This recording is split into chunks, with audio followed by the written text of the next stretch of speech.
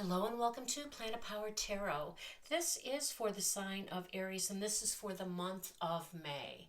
Now, I've been absent from the channel in April and I do apologize. I had a couple of, Pluto moments and some Tower moments. I'm going through some actual physical moves and also job changes, and I am really in the middle of my transformation. So I hope this message finds you well. I'm so pleased that you have been able to return. So let's go ahead and see if we can find out what is in the tarot for you, Aries. Now we know that May 1st we have a Pluto retrograde in Aquarius, so that's big. We also know May 5th is the full moon lunar eclipse in Scorpio. We have an opportunity to work with these energies, and we're going to find out what that means for you. We'll start with an spirit animal oracle, and then we will probably finish up with a moonology message. So this is for the sign of Aries for the month of May. And we start off with dog spirit. Be loyal to what you love. Be loyal to what you love. All right. Now the decks have been pre-shuffled and prepared prior to our filming to optimize our time together. So we'll just give them another quick shuffle and see what other guidance we can find for you, Aries. All right. The first card out is the Seven of Swords. The Three of Swords.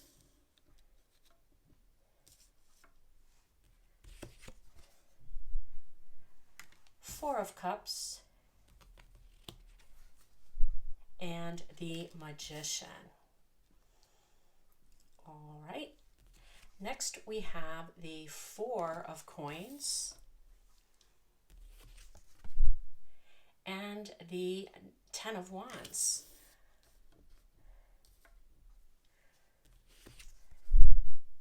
Queen of Wands and the Seven of Coins. Okay. So let's take a look to see what we can find out for you, Aries. We start up over here with the Seven of Swords. And we know that sometimes there's some type of covert activity or some type of strategy going on. Mainly how to get out of here, right? An exit. You want to stay true. You want to stay loyal to what you love. But you also want to move on. This Three of Swords to me tells me that what you were loyal to, what you have been faithful with, has caused some heartaches, some broken promises, some disappointments, some letdowns.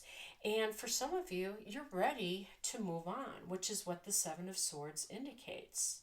This also is confirmed over here with the Ten of Wands, which of course is a card that says you're ready to put down the burden.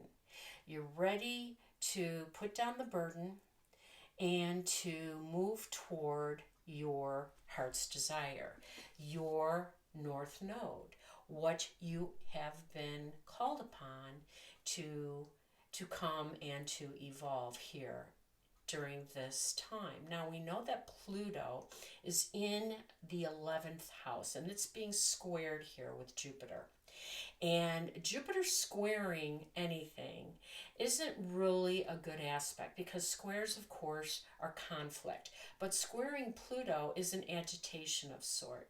And since this is happening in your 11th house of friendships or relationships, this tells me that what you have been loyal to, what you have been holding fast to, has definitely created some difficulties.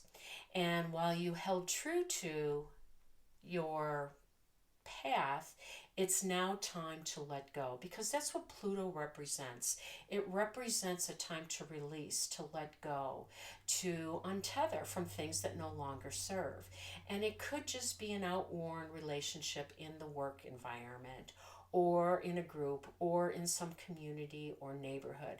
But it's been burdensome for some of you. And this Ten of Wands tells me that you have been planning, along with the Seven of Swords, to move forward. So let's talk about what that means for you. Now, we know that Jupiter is in the second house, which of course is Taurus, and it's going to stay there for quite a while. And this is happening in other people's money house, your joint finances, taxes, inheritance. So it's been troublesome to untether. It's been troublesome to undo.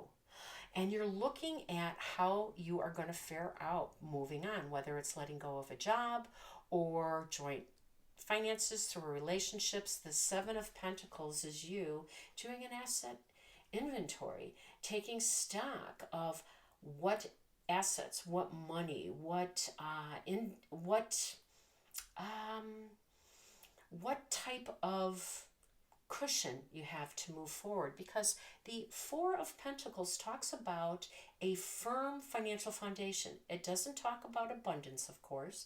It doesn't talk about opulence, but it talks about having enough to move on. Having a firm foundation is plenty, is absolutely plenty, and you've worked hard for it. That's what the Ten of Wands is representing. But it's time to put those wands down. It's time to go back to your Seven of Swords exit strategy, leaving this energy behind and standing in your point of power, which of course is the Magician.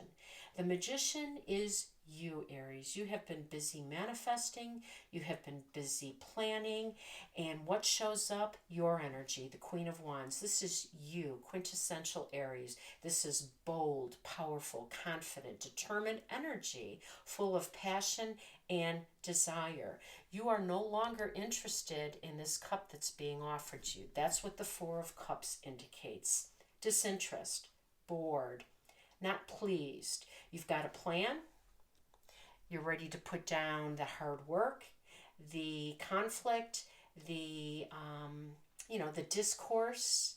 You're ready to move on from this energy and start anew with your new financial firm foundation, with confidence, with boldness, and with excitement.